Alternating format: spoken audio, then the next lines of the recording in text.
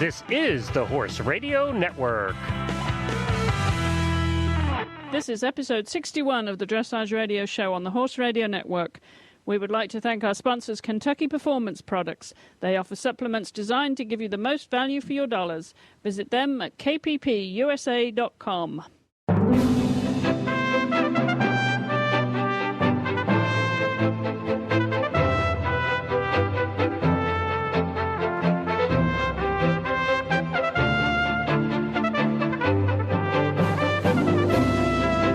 Our show plan for this week features part 2 of our series with Heather Blitz on body awareness and mental preparation. I'd been riding probably 10 years already in dressage before I took my first lesson in rider biomechanics, body awareness. The biggest thing that really sold me was how effective I became the first and second lesson that I ever took, learning more about my body and how to use it and how it affects the horse. This is Chris Stafford in Lexington, Kentucky, and you're listening to the Dressage Radio Show. And I'm joined again this week with Heather Blitz. Heather, thank you for coming back on the show. Well, you're welcome. Glad to be here again. Well, we're going to continue where we left off last week, I think, with this series, this two-part series on some really, I think, very helpful hints on subjects that are very dear to your heart and, of course, were part of your fundamental training with Mary Wanless, were they? The body awareness and the mental preparation to riding. Spent a lot of years doing it. Yeah, very instrumental in my career development. So see what kind of advice I can give you today. Well, tell us a little bit more about that. Why that attracted you so much when you first met Mary and why you focused in on that particular form of training, Heather? Well, that's a great question, and I'll try not to make it a novel of an answer. I think that the biggest thing that really sold me was, how effective I became, the first and second lesson that I ever took in that department, learning more about my body and how to use it and how it affects the horse. And I'd been riding probably 10 years already in dressage before I took my first lesson in rider biomechanics, body awareness. And so I had already developed plenty of kind of dead-end habits and kind of ways of riding that were changed so quickly. It also just it's a very scientific approach, and also from Mary Wanless, learning from her.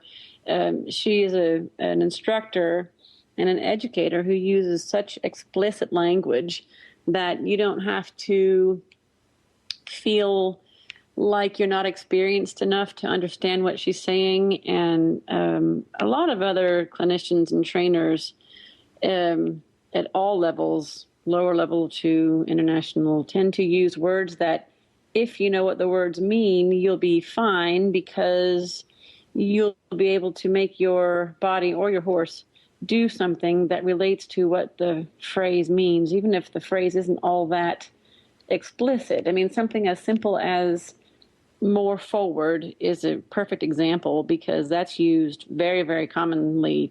You hear it all the time, more forward. And if you ask me, there are at least 5 different descriptions of what forward could be, and they're all 5 quite different.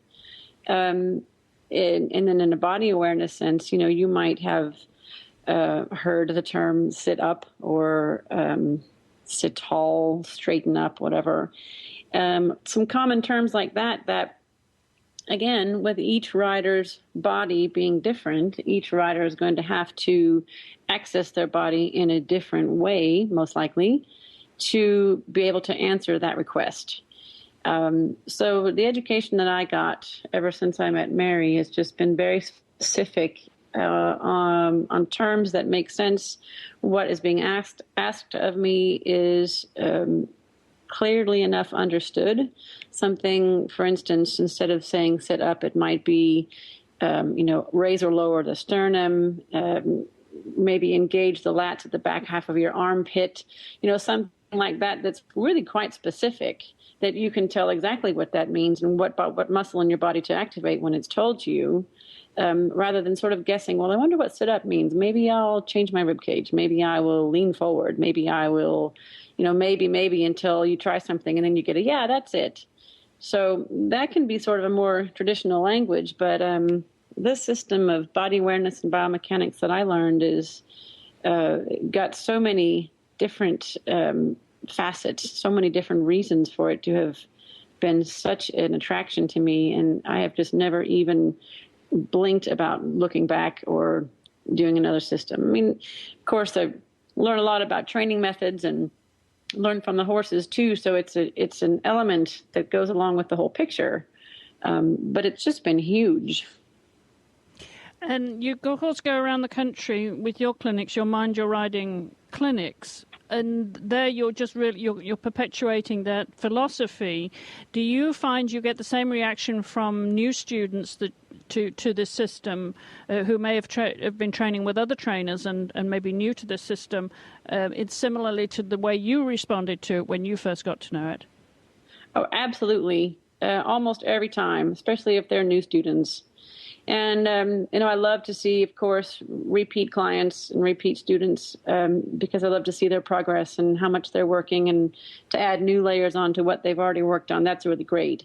But I also really enjoy new students who have not been shown rider biomechanics before in their riding, and just to see usually just night and day difference in so many riders. And sometimes you might be able to just change something very small in a rider's body. And I mean, I've had riders and FEI riders come to my clinics and be doing quite a nice job, but having some things that are just naggingly not going away, and might be able to just target a certain part of their body that's not quite plugged in the right way, and just turn that into something different. And all of a sudden, they can have these kind of epiphanies too, like, oh my gosh, I can't believe I finally fixed that.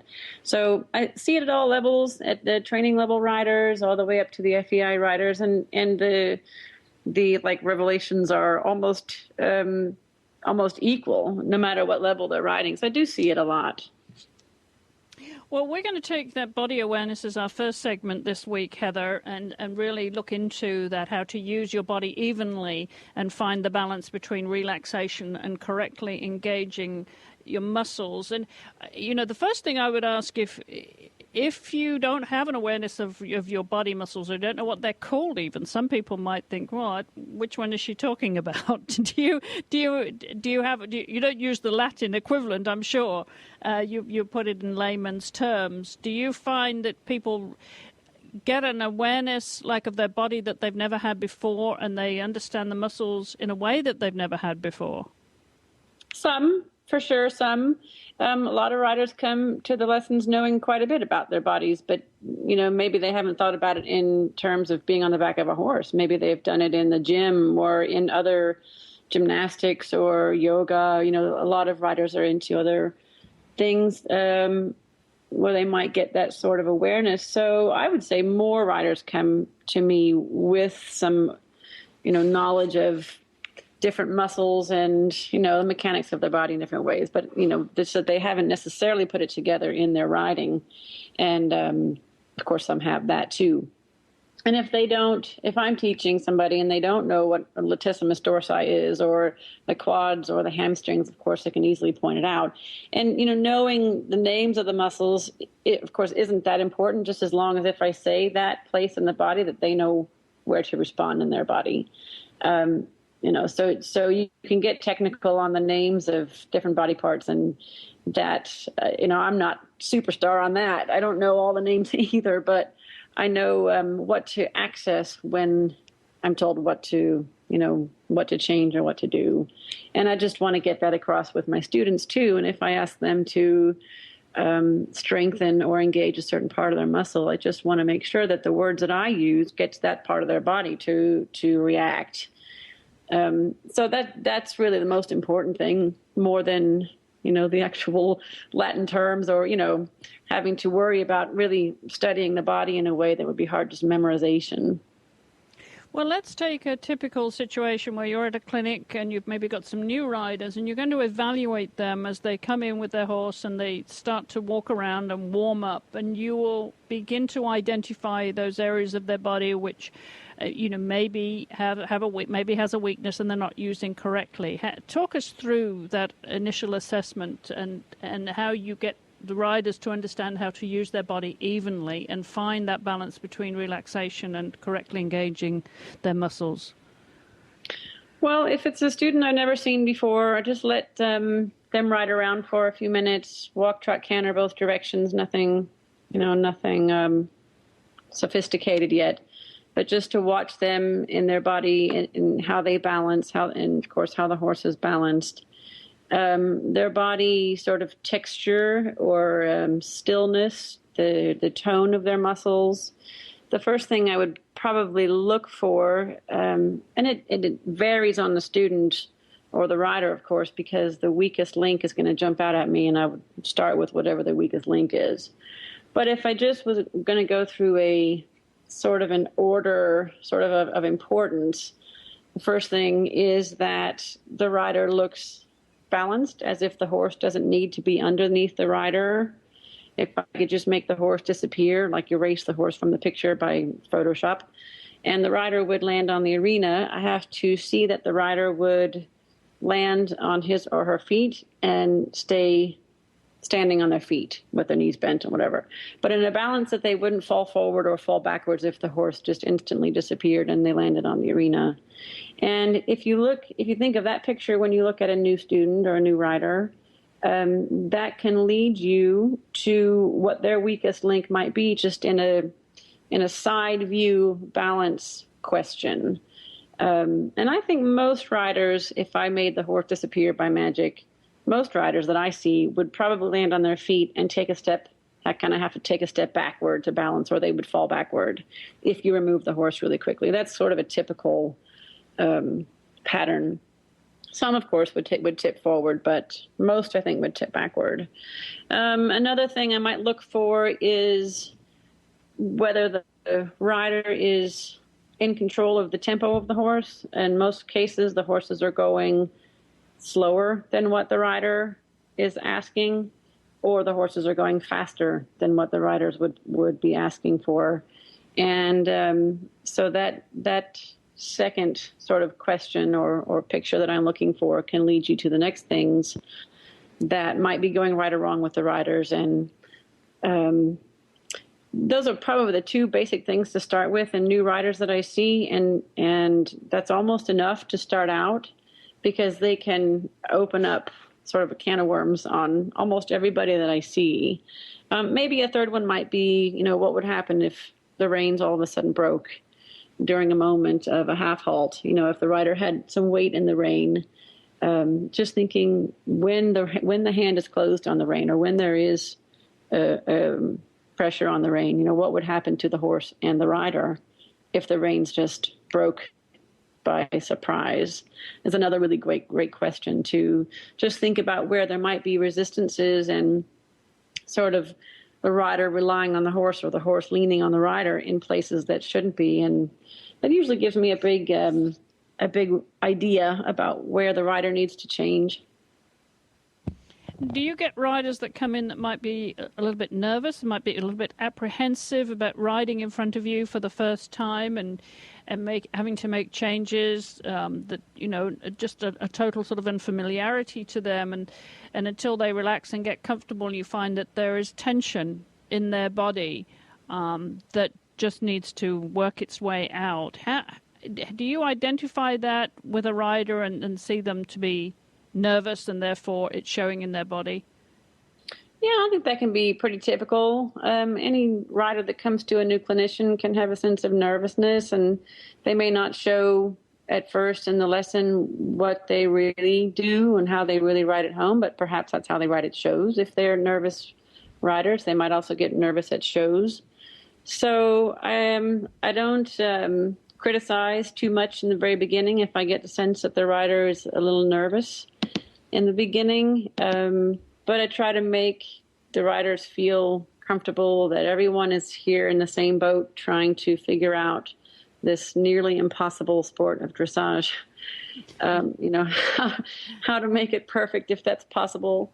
And I try to just bite off the smallest or no bigger of a chunk of information than I get the sense that rider can handle at that point, whether it's a mental kind of obstruction or a physical. I try to just, make the goal or make the task for the beginning to be something that can just be an icebreaker. It might be something just really fun and not very intense if the rider is not ready for it. Or it can be just something small. We can just stop and do some talking about riders, their balance and or just how their seat bones feel in the saddle. We can talk about small things that happen in walk or even halt until I get the feeling the rider can start breathing and stuff like that. But I might get a sense of that too. If I rode in front of a brand new clinician that I wasn't sure what they were looking for, I might be thinking, oh gosh, I wonder if they're going to like what I'm doing. And I can understand getting in that mentality, but it usually goes away in the first 10 or 15 minutes. Terrific. Well, I think that leads us to our next segment, which we're going to talk about here in a little minute, in a moment, Heather, and that is mind over matter and how to present yourself mentally and emotionally to your horse. So let's take a short break, and when we come back, we'll continue in this second part of the series with Heather Blitz on mind over matter. Choosing a supplement can be confusing. How do you know which ones are right for your horse? Kentucky Performance Products will simplify your search for effective, research-proven supplements that meet the challenges of today's horses. And this week's highlight product is Contribute Omega-3 Fatty Acid Supplement. The properties of omega-3 fatty acids benefit every system in your horse's body. Contribute improves breeding efficiency in mares and stallions, maintains soundness and protects joints from damaging inflammation, sustains a strong immune response in horses of all ages, and decreases the levels of inflammation in your horse's body by sustaining adequate omega-3 fatty acid levels. Learn more about Contribute Omega-3 Fatty Acid Supplement and all the other products at kppusa.com. That's Kentucky Performance Products at kppusa.com. Well, Heather, it's one thing to be aware of your body, but we're not always aware of what we're bringing to the barn mentally and emotionally, and especially for amateur riders who might have had a bad day at the office or might have had an emotional day. But there is that element that is just as important, isn't it? How we present ourselves mentally and emotionally to a horse. Well, it sure is. They're very sensitive, I think, to all of our emotions. And when we have a bad day at the office, I am no psychiatrist, but I know there are lots of sources of information on how to maybe meditate, how to clear your head, how to be ready to interact with your horse on a fair mental level. It's really important, and it's very fair.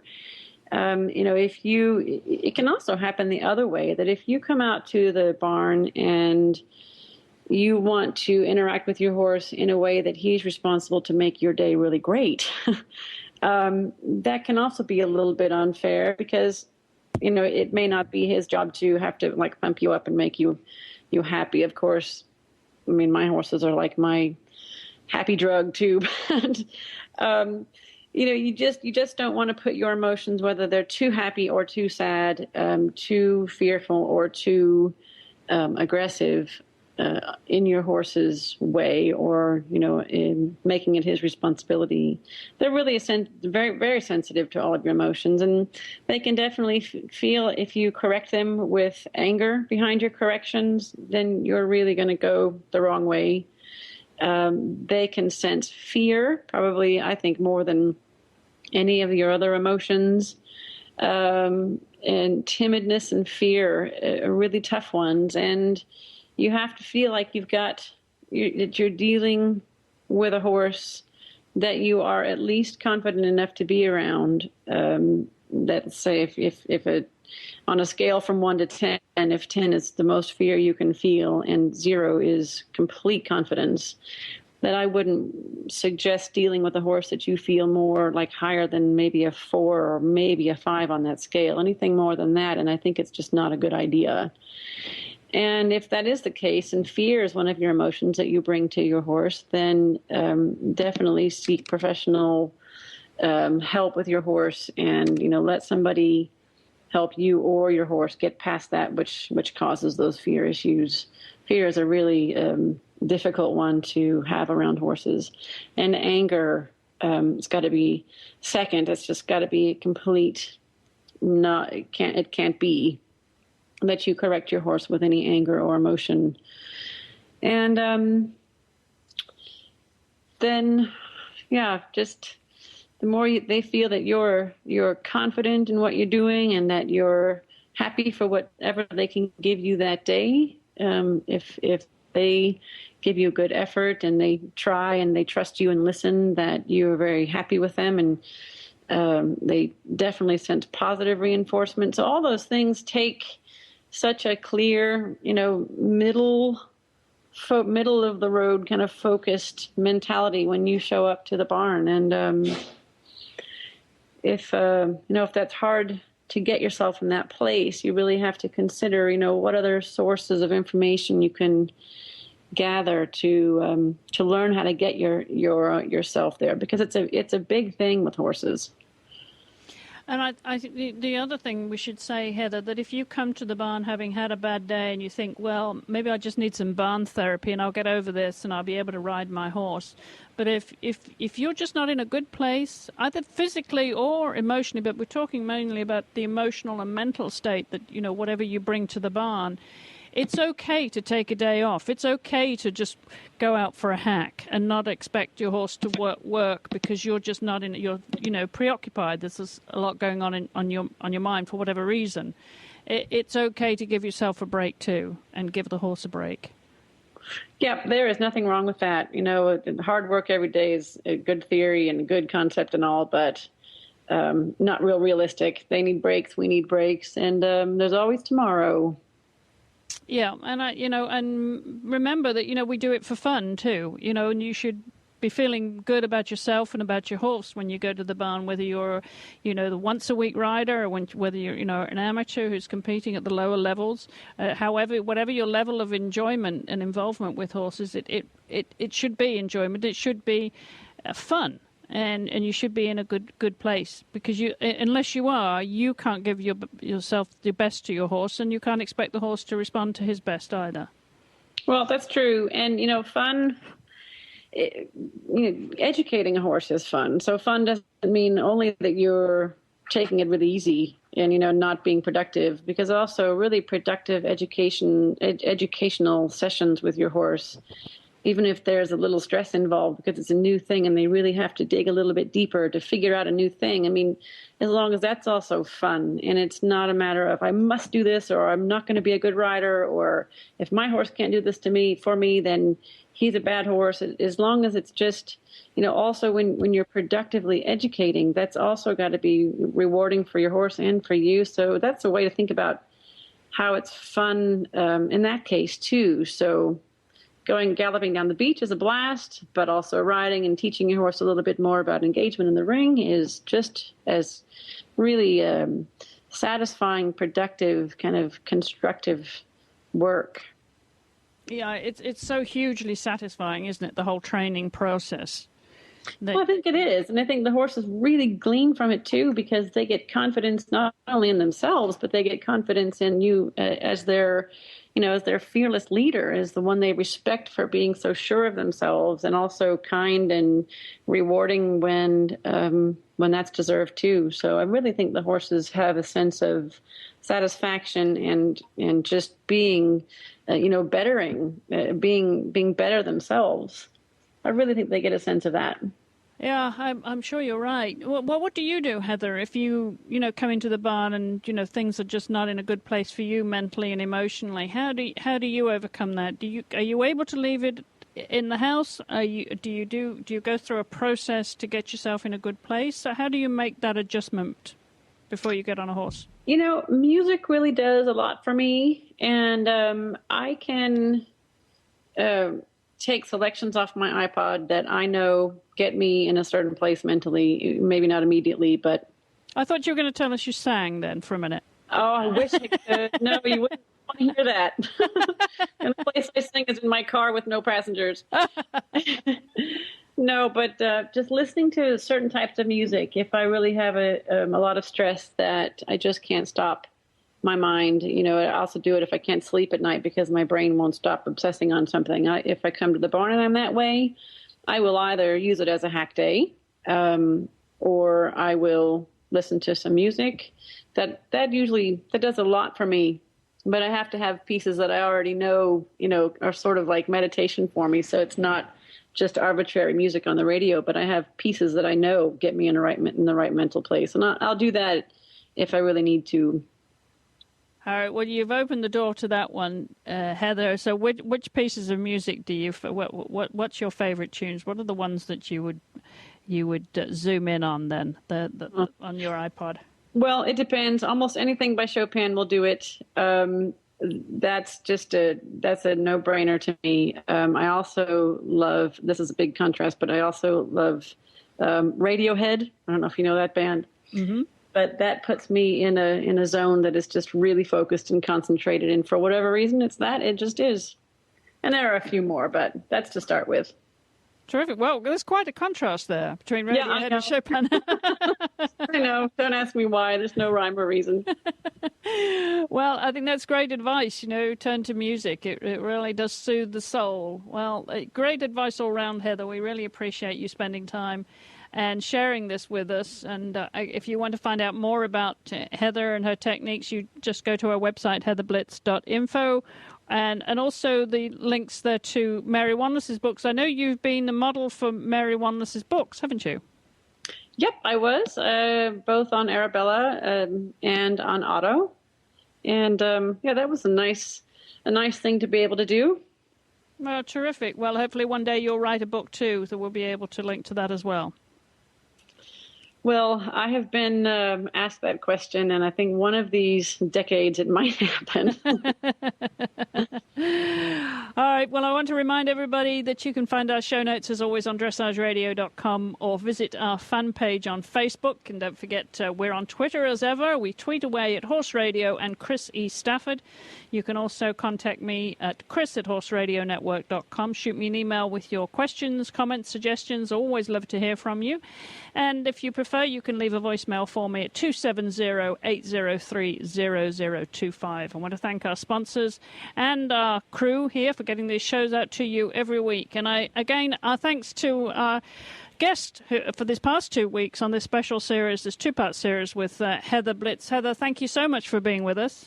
You're so welcome. Well, come back and see us soon. Have a great summer. Stay cool out there. Well, you stay cool up there in Lexington. I've seen your temps haven't been that cool. No, they really haven't. All right, Heather, always a joy to have you. Thank you so much for being with us. And thank you all for listening at home, around the world. Now, I know we're in 42 countries. We really appreciate you tuning into the Dressage Radio Show every week. Don't forget, I'll be back here same time, same place next week. And until then, don't forget to always practice safe riding by wearing your helmet.